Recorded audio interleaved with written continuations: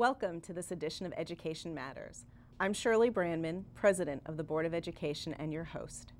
On today's show, we'll be discussing the Montgomery County Latino Youth Collaborative and how we as a county and as a school system can come together to better serve this growing segment of our population. And to help me start the conversation, I'm delighted to welcome Diego Uriburu and Candance, co-founders of Identity, to the show. Diego is currently the Executive Director of Identity. Welcome, Diego. Thank you, Shirley. Candance is the immediate past Executive Director and now serves as Senior Advisor to the nonprofit. Bienvenidos and welcome. Thank you. So let's start by talking about Identity and what inspired you to found this organization.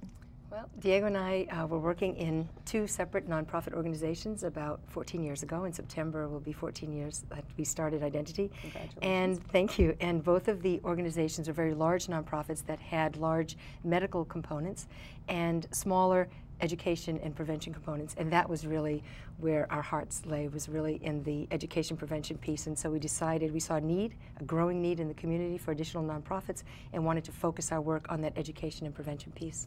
And so talk a little bit about how Identity works with youth. Identity works, I believe, in a very unique way. We have a youth-centric model. We try to reach each youth where they are, and then we build support systems around them and around their families. So it doesn't matter if the youth are doing well and they just need a little push, or if they're youth who have been abandoned by the parents and sometimes by society. We identify what their needs are, and then we develop plans in order to try to move them forward in life.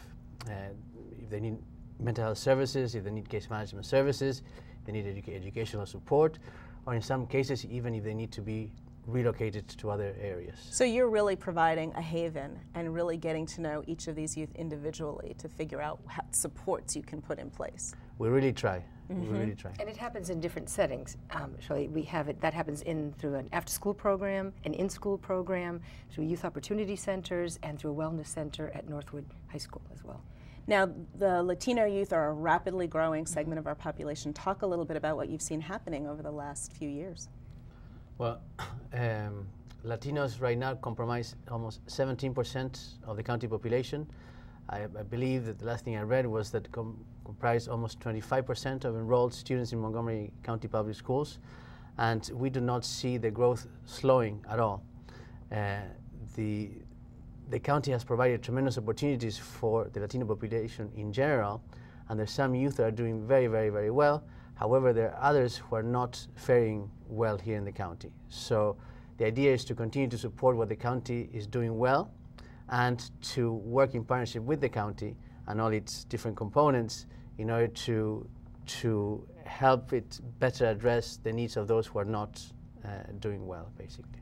I think it's so important for us to really be having honest conversation about how our county is growing, who's living here, who's staying, and making sure that we as a county welcome and support the youth and their families who are here. Right, it's not always easy. In some parts of the community, there's sometimes pushback and kind of feeling very comfortable in the way things were, or the faces you saw around you some time ago.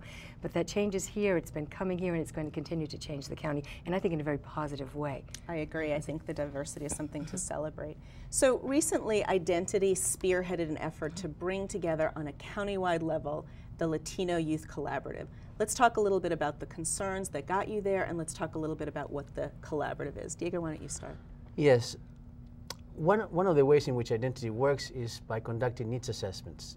We do not want to tell the youth and the families what they need to do in order to be better, but we actually work with them. We ask them questions about what their needs are, and then we try to develop programs to respond to those needs. We also use that data in order to inform people like you and the county executive and members of the county council about what the needs are. And in one of our studies, or what we saw throughout a few of our studies, was that 50% of the youth were doing very well, and the other 50% were not doing well at all. And we saw the efforts that were being done by the school system, by the police, by HHS, and many other departments, and we felt that no one was addressing the root causes. We were falling short. Correct. And we also felt that the nonprofit community was falling short. So it was not just a question of blaming the county for what was happening, but for all of us together for taking responsibility and doing something about it. Candance, let's talk about some of the specific issues that came up. Well, with the data collection that we had done, it really looked at different aspects of young people's lives. It looked at the school environment, it looked at the community that they were living in, their family situation. And so we saw kind of a disconnect with the level of comfort that young people felt or trust that they felt with the police department, for example. And so that went on to look at how many times young people have been stopped by police, particularly young males, what was going on there, and trying to document all of that. Whether or not young people were involved in their school, we looked at data as well as our own needs assessment. So the needs assessment was looking at things like how connected kids felt from the school, and we saw that a very large percentage of the young people did not feel connected to their schools. They were not participating in after-school programs, taking part in the huge number of resources that were available out in the community. And not really feeling that there were adults in the school community who were reaching out to them. Exactly. That was other questions in the needs assessment. They asked things about whether there was an adult in your school that you could go to if you had a problem, whether there was someone you felt was looking for you or supporting you to do well in school, what their own expectations were for their futures. And that was particularly striking, I think, where you saw that young people did not have a very positive view of what their own futures looked like. And these were young people that were saying this. So then what was the vision? What was the vision of what the collaborative could do? The vision was one of bringing the key partners in the county executive, the council, the Board of Education, the head of HHS, the police, the nonprofit sector, as many people as we could gather together and make a commitment that we're going to work not at putting band-aids, but at addressing the root causes affecting Latino youth and families in order to help them reach their full potential. So it was a serious challenge to the counties. Are we going to continue to do the same things, not expecting any good results, or are we going to address these key issues that would bring us to the next level? Talk about why it was important to have such a diverse representation, as you said, the executive, the council, the school system, recreation, health and human services. What was the thinking? Well, I think it was because it wasn't the root causes of what was happening with young people did not lie in one particular sector. It wasn't with one particular entity. We couldn't say, oh, the police are causing this huge problem among Latinos in the county. That was not the case at all. We were looking at all of these aspects that touch young people's lives, including, as Diego mentioned, the nonprofit community as well.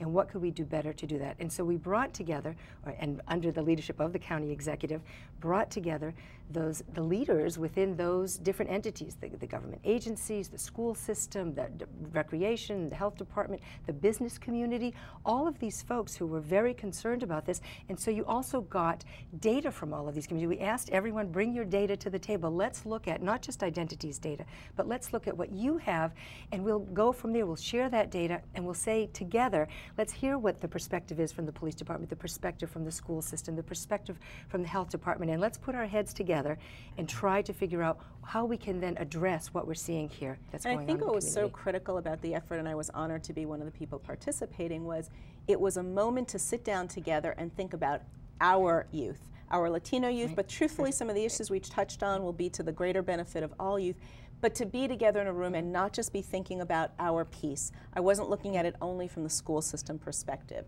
I know folks were looking at it not only from the recreation perspective, but breaking down what we sometimes call the silos and really just thinking about what could this look like if we came together and pulled the county's resources together. I think that one of the great advantages of being everyone together was that everyone acknowledged that we were failing in our own realm.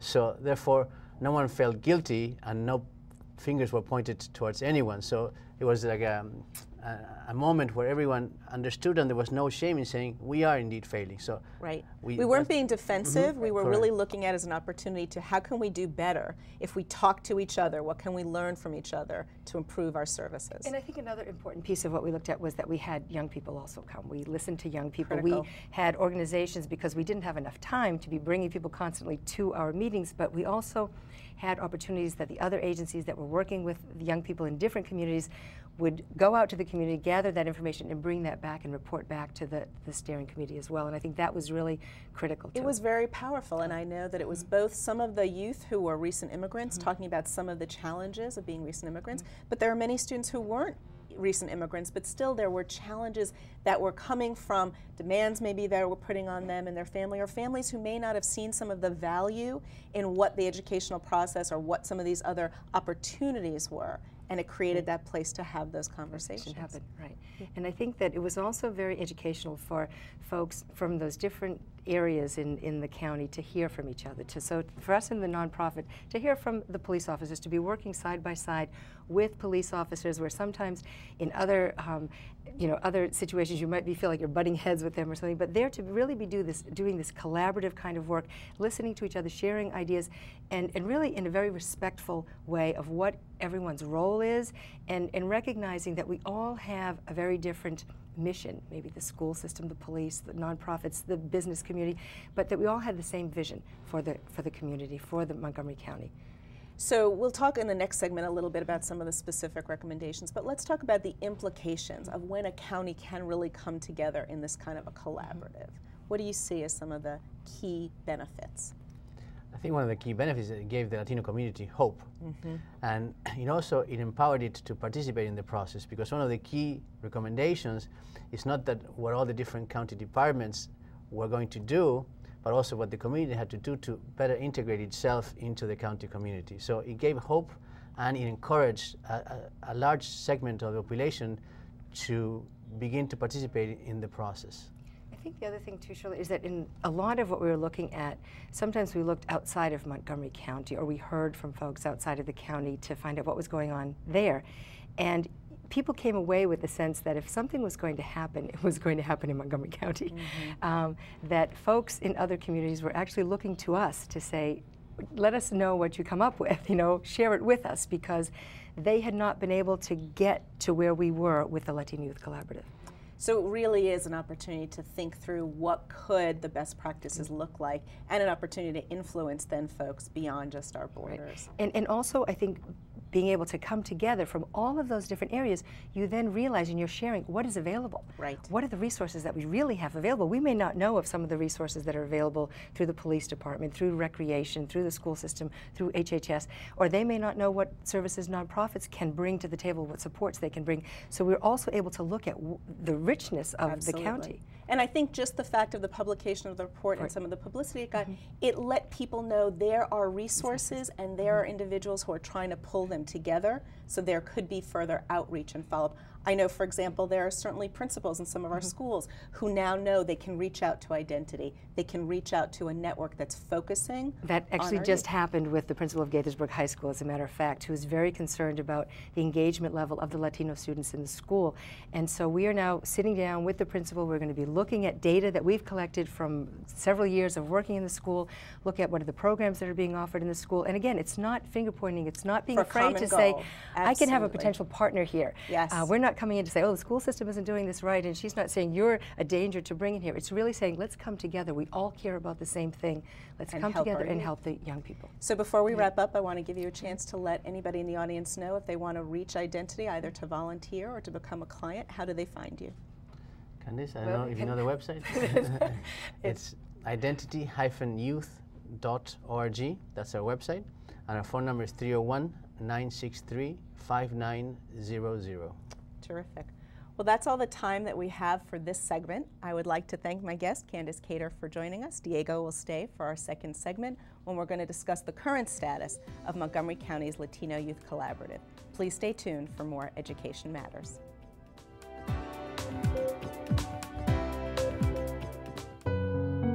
I remember taking off those training wheels. That was a big deal. I was so proud of you. Keep pedaling. Keep pedaling. I worried. I didn't want him to get hurt. You were there then. Thanks for the keys, Mom. Be involved now. Make sure your teen is safe behind the wheel. Take control.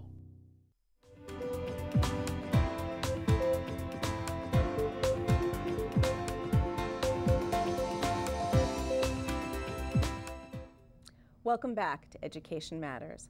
Today's topic is about issues surrounding Latino youth, and during this segment we will continue discussing Montgomery County's Latino Youth Collaborative. To help me explain the current state of this fairly new initiative, I'm pleased to introduce Carol Walsh. who is the Executive Director of the Montgomery County Collaboration Council. Glad you could be here today. And with us from the first segment again is Diego Uriburu of Identity. Diego and I co-chair the Latino Youth Collaborative Oversight Work Group, and Carol is an active member. Welcome to Education Matters. So Diego, let's talk about the current state of the Latino Youth Collaborative. Okay, well, I'm happy to report that our report was released in December 2010. The county executive endorsed the recommendation, and then he created what is now called the Latino Youth Collaborative Oversight Committee, which the two of us co-chair, and it has department heads. It involves people from the nonprofit sector, from the business community, and I'm not remembering some people, but representatives from the county council, the financial side of the county, MCPS. Right. So it's a great group, and basically the aim of this group is to ensure that these recommendations are implemented, that they don't stay in a drawer somewhere collecting dust. Right, making these recommendations a reality. Mm-hmm. So, and Carol, we're thrilled to have you on the Oversight Work Group on behalf of the Collaboration Council. Why don't we take a minute to talk about what is the Montgomery County Collaboration Council? We're a fairly unique organization. We're a nonprofit, and we have both state and local mandates to, similar to the Latino Youth Collaborative, to bring folks together to look at needs and find resources, redirect resources, and then of course measure the results to make sure we're getting what we want in terms of the well-being of our children, youth, and families.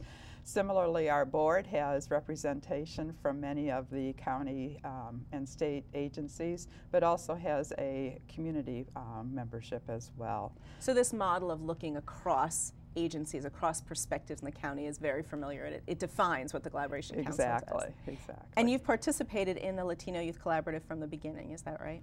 Yeah, see, our organization did. We were fortunate that our prior executive director headed one of the subgroups that worked on recommendations. So we're pleased to continue to be involved. So let's get a little bit more specific. Several of the recommendations in the report really focus on what can we do for Latino youth, although clearly this will apply to all youth, to increase their access to developing job skills, to exposing them to job opportunities, whether that's through internships or mentorships or summer programs, all towards the greater purpose of helping them see connections and have real opportunity in the world of work. So let's talk a little bit about that. Diego, why don't you say a little about what the recommendations push toward? Basically, the recommendations push towards what you just mentioned.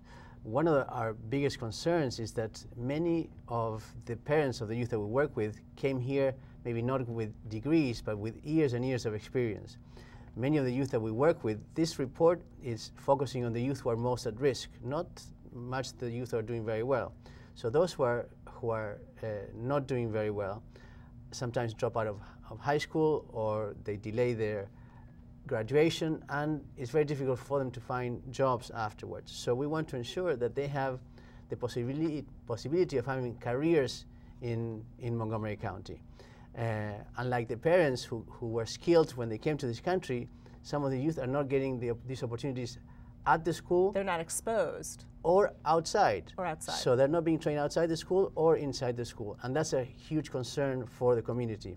That's why those recommendations were written. So Carol, tell us from the Collaboration Council, what is some of the work that's going on to look at creating these kinds of opportunities? Well, I think there are lots of options and ways to look at this. One of our most recent works was around an initiative called Credentialed by 26, which really looks at what's that pipeline and what educational pipeline from really preschool on through graduation from whatever college, trade school, or whatever. And then, of course, making sure there are jobs available and our young people become employed. Right. But in order for that to happen, of course, we have to have the basics in the education system, but we have to insulate that, so to speak, with after-school programs and other kinds of experiences. And then, of course, keeping in mind, and Identity knows this really well, sort of those basic needs of food, health, clothing, and shelter that every child and family needs. But we really are talking about making connections, right? That's Because right. some of it is making sure that students who are in school know what things they need to be learning to prepare them, but to make that very real, having an after-school opportunity where you can put some of your learning into practice in a work or through a summer job or through an internship. to me, it's about helping that be more explicit. I don't know, maybe Diego, you can share how some of the clients at Identity talk about what they need in this area. Well, I just want to emphasize that this recommendation does not occur in isolation. Right. There are recommendations that have to do with how MCPS improves the outreach to Latino youth and families. There's recommendations that have to do with how the county workforce becomes more culturally competent. So it doesn't happen in a vacuum. Alone, right. So many of the youth, as we mentioned before, feel isolated. They do not have the support of their families, and they don't feel that they do not have the support of the school or the business community. So for them, as Candance mentioned before, one of the big issues is that they have a poor belief in the future, that they do not see the future as bright, and we want to make it bright. Right. And jobs is a way of getting there. But in order for that to get there, then youth need to feel more connected. Those who are in school need to feel more connected to the schools. And the board and the superintendent are doing a great job at changing the culture of the school. The employers need to understand that this segment of the population also needs opportunities, and the nonprofit sector needs to do a better job at that. So Carol, let's talk about what's Collaboration Council doing to reach out to business community, employers, people who can be our natural partners in this? Well, I think part of the opportunities we have are around our out-of-school time programs and how we can both introduce careers and so forth to our middle schoolers primarily who are in our after-school programs. And I think part of it is going back to having youth understand in every program they're in, how does that connect with their future?